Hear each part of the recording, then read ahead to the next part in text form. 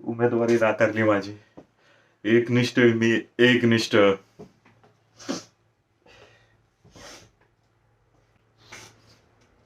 कालच्या रम्याला उमेदवारी दिली, माझी उमेदवारी नाकारली साहेबांनी.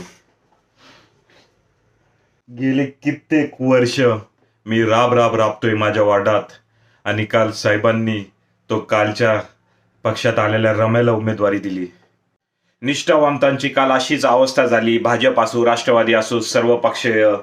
काही ठिकाणी निष्ठावंतांनी गाड्या अडवल्या आहेत त्यांच्या नेत्यांच्या आणि घोषणाबाजी केली आहे.